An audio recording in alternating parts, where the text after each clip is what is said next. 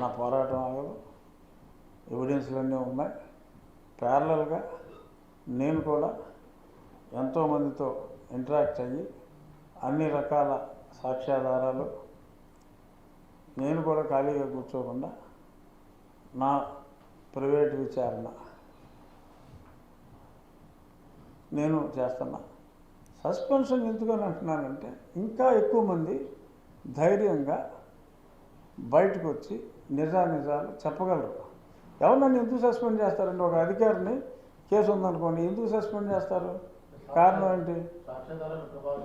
ప్రభావితం చేసే అవకాశం ఉంది కాబట్టి ముందు ఆ ప్రైమ్ పోస్ట్లో లేకుండా సస్పెండ్ చేస్తారు. మరి ఇతనేమో అక్కడే ఉంచి తిప్పుతున్నారు. మరి అది కరెక్ట్ కాదు కదా. ఆయన చేయటమే కాదు, చేస్తున్నట్టు కనపడాలి కదా. మరి ఇతనేమో అదే పదవిలో కంటిన్యూ చేస్తూ అతనేమో ట్వీట్లు ఇచ్చి అచ్చొస్తా ఇచ్చొస్తా అంచొస్తా అని చెప్పి ఏదో స్టేట్మెంట్ ఇచ్చుకుంటా అసలు అదే నన్నే భయపెడుతున్నాడు.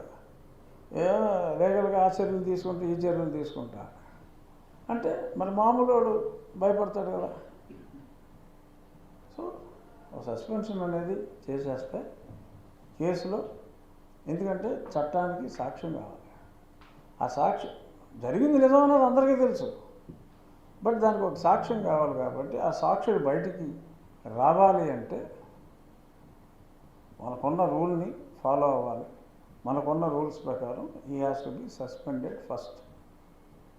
ఎందుకు సస్పెండ్ చేయట్లేదు అనేది it's $1 billion question, no doubt. దానికి నాకు అడుగుతున్నానమ్మా, ఒక బాధితుడిగా అడుగుతున్నా.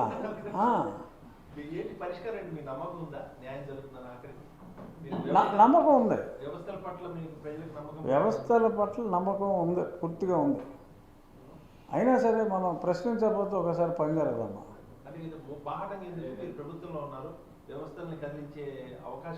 ఏ పొద్దున కనపడితే అందరూ అడుగుతామంటే కూర్చొని మాట్లాడుకుందామని నా ప్రియాంబుల్లో అదే చెప్పాను. నేను ఈ ప్రశ్న అడుగుతారు మీలాంటి వాళ్ళు ముదురు కేసులు అని చెప్పి నేను ముందే చెప్పాను. ఎందుకు ఇది పెట్టుకోవాల్సి వచ్చిందో చెప్పా, అంతేగాని. మరి మీరు ప్రశ్నించే ఛానల్స్ ఉన్నాయి, నిజం చెప్పే ఛానల్స్ ఉన్నాయి, రకరకాల టైటిల్స్తో బోల్ ఛానల్స్ ఉన్నాయి. కాబట్టి మీరేమన్నా మరి గట్టిగా అడగండి, ఎందుకు సునీల్ సస్పెండ్ చేయట్లేదు?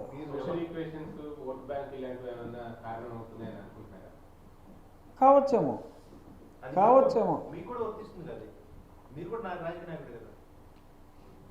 దీన్ని బట్టి అర్థమైంది ఏంటి? నేను అందరిలాంటి రాజకీయ నాయకుడిని కాదని అర్థమైందా? ఏమో అసలు రాజకీయ నాయకుడినే కాదేమో నేను. ఏమో, I may be wrong, I may be A misfit, but నేను వదలను.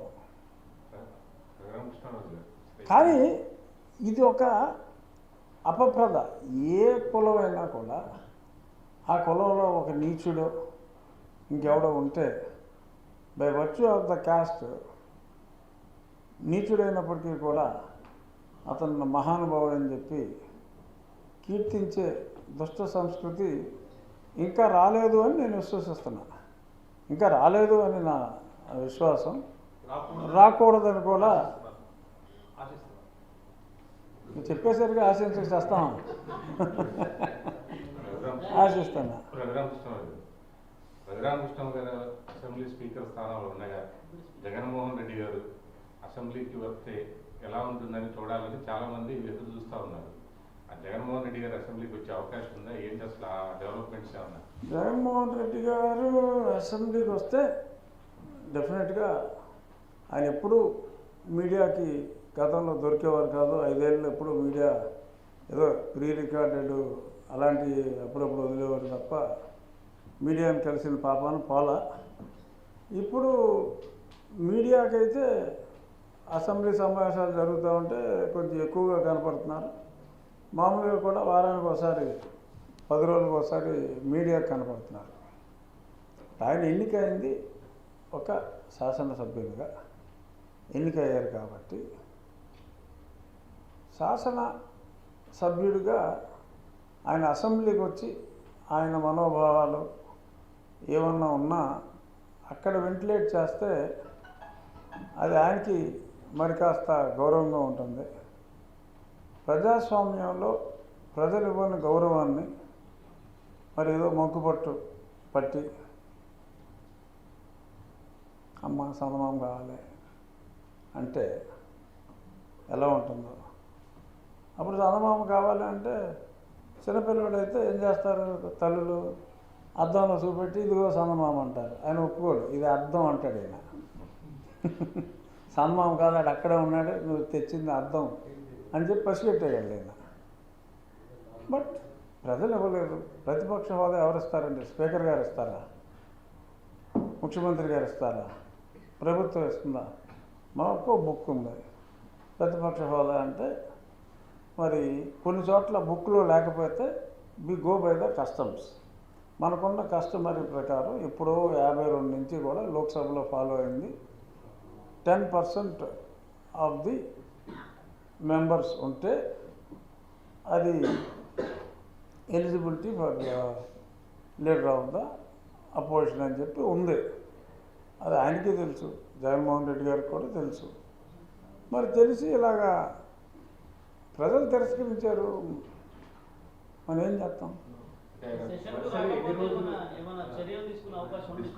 అంటే అంటే చర్యలు తీసుకోవడానికి లాలో ఏమని ఉందంటే, కౌల్ అండ్ షెడ్యూల్ చూసినా ఎక్కడైనా కూడా ఒక వ్యక్తి, అది జగన్ కావచ్చు ఎవరైనా కావచ్చు, ఒక శాసనసభ్యుడు 60 రోజుల పాటు కంటిన్యూస్గా సరైన రీజన్తో లీవ్ అప్లై చేయకపోతే 60 రోజులు ఆబ్సెంట్ అయితే ఆటోమేటిక్గా హీ స్టాండ్స్ డిస్క్వాలిఫైడ్ అని చట్టంలో ఉంది. సో ఈ 60 రోజుల్లో మరి నాకేమన్నా కాలు బెనికిందండి, గతంలో ఆయన చాలాసార్లు బెనికింది, మణిపాల్ హాస్పిటల్కి వెళ్ళేవాడు. అలా ఏదన్నా మళ్ళీ లక్కీగా కాలు బెనికితే అప్లై చేస్తే, మాకు చెప్పకపోతే కుదరదు, మళ్ళీ అప్లై చేస్తే there is a chance. Otherwise 60 రోజులు ఓవరాల్ ఇప్పుడు దాకా అయితే ఆయన సెలవు పట్ల 60 రోజుల పాటు రాకపోతే ఏం చేయక్కర్లా, ఎవరు ఏం చేయక్కర్లా. ద లాసెస్ ఈజ్ ఆటోమేటిక్గా ఆయన, నేను కోర్టులో కేసు వేసాను, నాకు ఈ పోస్ట్ కావాలని చెప్పి కేసు వేసాను అంచేత అది కుదరదు అంటానికి లేదు. అప్పుడు 60 రోజులు ఆయన రాకపోతే పులివెందులకు బై ఎలక్షన్ వస్తుంది. మళ్ళీ ఆయన ఎంపిక కావచ్చు, ఇంకెవరైనా ఎంపిక కావచ్చు. అంటే అసలు అసెంబ్లీకే, ఎందుకంటే ఆయన బై ఎలక్షన్లో నెగ్గిన ఆ 10 ఈయన మళ్ళీ నెగ్గితే 11 అవుతాయి. సో 18 కాదు కదా. సో అంచేత అది అవకాశం లేదు. అంటే సంతకం పెట్టి వెళ్ళిపోవచ్చు, అసెంబ్లీకి వచ్చి సంతకం పెట్టి వెళ్ళిపోవచ్చు. మామూలుగా అయితే అటెండెన్సు అంటే అది పెట్టి వెళ్ళిపోతే మరి అంటే అతని సీట్ రిటైన్ చేసుకోవడానికి తప్ప రాను అన్నదానికి శాంటిటీ ఉండదు. ప్రజలకు అదనం భారం, ప్రభుత్వానికి అదనం భారం కలిగించకుండా ఉద్దేశం కూడా. ఓహో, ఆ ఉద్దేశంలో వచ్చి అసెంబ్లీకి వచ్చి సంతకం పెట్టి వెళ్ళొచ్చు. మీ సలహా బాగానే ఉంది, కుదిరితే చెప్పండి. బాగా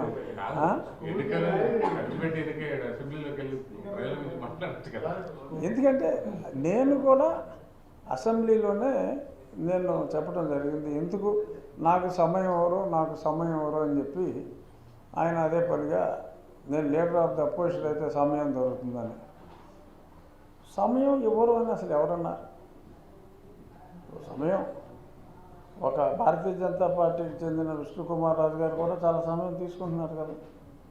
ఆ మాత్రం సమయం ఈయనకు ఉన్నదా? ఉంటుంది. మరి ఆయన పదే మిమ్మల్ని కలవరిస్తున్నట్టు సార్, అందుకనే సమయం దొరకదు డెఫినెట్గా నేను కానీ మా స్పీకర్ గారు కానీ ఎవరున్నా ఆయన లీడర్ ఆఫ్ ది అపోజిషన్ కాకపోయినా అపోజిషన్ పార్టీకి లీడర్ ఆయన.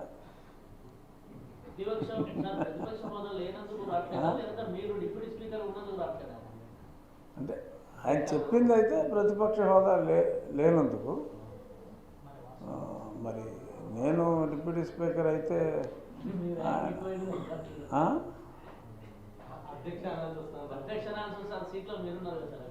ఏముంది స్థానంలో ఎవరున్నా అధ్యక్ష అని అంటారు కదా, ఏముంది అధ్యక్ష అనకపోతే ఇంకేమంటారు. సంచేత అది కారణం అవునో కాదో, బట్ ఆయన నేనైతే మనస్ఫూర్తిగా ఆయన సభకు రావాలని, డెఫినెట్గా ఆయనకి మాట్లాడే కంటెంట్ ఉంటే ఆ కంటెంట్ చెప్పే అవకాశం డెఫినెట్గా మా స్పీకర్ గారు ఇస్తారని నేను భావిస్తున్నా. ఎందుకంటే శాసనసభ్యులు అందరూ కూడా ఎవరు మాట్లాడతారన్నా కూడా సమయం ఇస్తున్నాం. సో అలాగే ఈయన ఎక్కువసేపు మాట్లాడాలంటే కూడా ఎందుకు ఆయన ఏమన్నా ప్రశ్నిస్తే సమాధానం చెప్తాం కదా, అంటే నేను కాదు, సంబంధిత మంత్రులు ఆయన అడిగిన దానికి సమాధానం చెప్తారు, ఇబ్బంది ఏమీ లేదు. అంచేత జగన్మోహన్ రెడ్డి గారు సమావేశాలకి అసలు ఇన్ఫ్యాక్ట్ ఫస్ట్ డే అప్పుడు నాకు డిప్యూటీ స్పీకర్ అవుతానని కూడా నాకేం తెలియదు. Very first day Jaganmohan Reddy గారు సభకు వచ్చినప్పుడు అప్పటికే నేను పేపర్లో స్టేట్మెంట్లు చూసి నేను వారిని మీరు ఇలాగా సభకు రాను అని మాట్లాడటం కరెక్ట్ కాదు, మీరు సభకు రావాలి అని చెప్పి నేను ఆయనతో మాట్లాడటం కూడా జరిగింది. ఎందుకంటే కేసులు ఇవన్నీ వేరు, ఒక శాసనసభ్యుడిగా సభకు రాను అనటం కరెక్ట్ కాదని చెప్పి నేను వారిని కోరా.